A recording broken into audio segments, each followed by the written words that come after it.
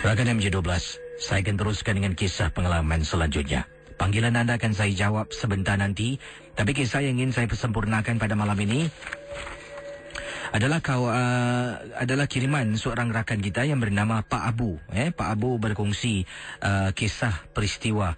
Katanya Pak Abu, beliau pernah bertugas sebagai seorang tukang ubat. Jadi sebagai seorang tukang ubat, kisah Pak Abu agak panjang. Saya dah baca dan saya dah fahami kisah Pak Abu. Mohon maaf kalau Pak Abu sedang mendengar. Saya akan potong beberapa rangkap ataupun beberapa barisan dan saya akan cuba ringkaskanlah kisah Pak Abu ini. Jadi Pak Abu dalam kiriman email memberitahu saya dia pernah bertugas, bekerja sepenuh masa sebagai seorang tukang ubat. Jadi dia mengambil upah dari orang lah yang meminta bantuan, tapi upahnya ikhlas, berapa nak kasihlah. Jadi dari situlah menyara keluarga, menyara isteri, anak-anak dan sebagainya. Beliau sekarang ini dah berhenti daripada menyediakan khidmat berubat kerana katanya Pak Abu, kisi kita ni yang bertugas sebagai seorang perawat juga berdepan dengan banyak risiko. Ada juga yang menghantar kepada pesakit-pesakit ini. Kalau kita hantar balik pada tuan dia dapat tahu siapa orang yang merubat, orang tersebut lebih teruk akan dikenakan. Jadi kata Pak Abu, keluarga Pak Abu sentiasa dalam risiko, dibuat orang dalam risiko terkena perbuatan zihir. Bila jumpa dengan pesakit-pesakit ini, Pak Abu akan merawat. Lazimnya bila kita merawat, kita akan halau benda ni balik kepada tuannya. Tuan dapat tahu, tuan akan marah, tuan hantar lagi yang lebih teruk, dan dari situlah kita harus hantar balik dan berlakunya pertelagahan antara saya dan juga tukang yang hantar tersebut. Antara pengalaman yang Pak Abu ingin ceritakan, ada seorang pesakit ni Casey kena satu perbuatan sihir yang dipanggil busung. Perut pesakit ini semakin hari semakin membesar. Teruk Kisi. Mukanya semakin hari semakin mengembang. Sampaikan biji matanya macam nak terkeluar. Keadaan pesakit Pak Abu ni wajahnya menyeramkan. Sampaikan anaknya sendiri takut nak berdepan dengan ibu. Begitu teruknya keadaan pesakit. Jadi Pak Abu meneruskan kisah dalam kiriman email, memberitahu saya. Jadi bila tengok ni dah terlampau dahsyat, saya hantar balik ke si.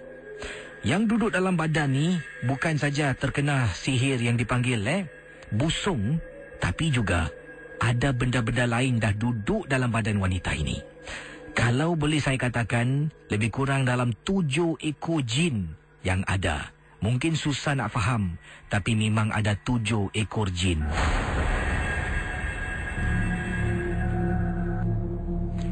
Dipendekkan cerita Pak Abu, mohon maaf kalau Pak Abu sedang mendengar, saya ringkaskan kisah anda.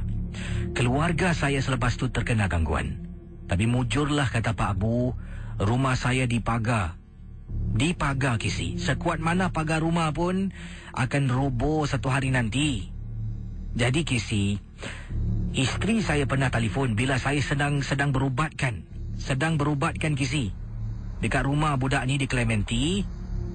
Isteri telefon, "Bang, abang buat apa bang?" "Saya tengah merawat." "Kenapa?" "Bang, dekat tingkap bilik bang, ada perempuan mata terbeliak bang." Isteri telefon Kisi takut. Ya Allah, tak apa. Awak tolong saya arahkan isteri. Saya tak perlulah beritahu apa yang isteri disuruh buat. Untuk buat perkara berikut ini, isteri buat Kisi benda tu hilang. Kemudian beberapa jam kemudian, saya ni masih merawat lagi, susah Kisi. Saya halau dia datang balik, kemudian halau tak datang balik. Rupa-rupanya dihantar ke rumah saya. Macam mana dia tahu mana saya tinggal, saya tak pasti. Assalamualaikum. Isteri saya katanya keluar dari bilik, buka pintu. Waalaikumsalam, dia jawab.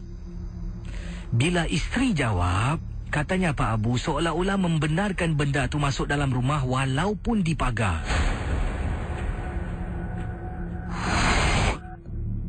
Pendengar ya, kata isteri Pak Abu rasa bila dia buka pintu sambil jawab salam, Waalaikumsalam, angin tiup masuk dalam rumah. Isteri rasa tak sedap hati telefon. Bang, abang dah habis belum? Sudah abang dah habis. Abang nak balik ni. Bang, tadi ada orang ketuk pintu rumah beri salam, bang. Habis awak buat apa? Saya jawablah Waalaikumsalam.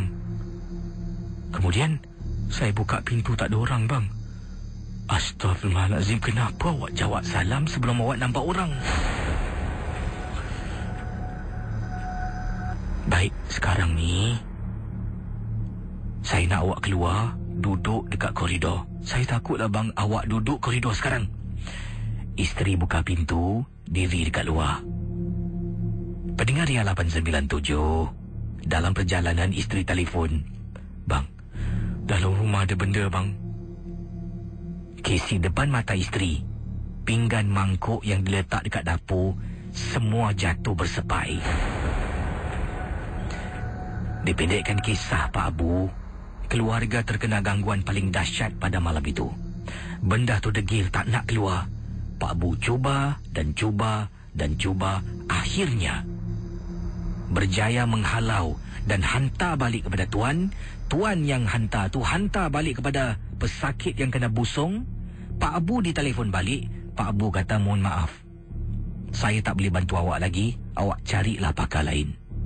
Sejak malam tu, saya tak nak mengapa-apakan keluarga. Saya dah bersara berhenti daripada menjadi seorang perawat. Bukan senang, Kisi, malah cabarannya besar. Terima kasih dan selamat tengah malam.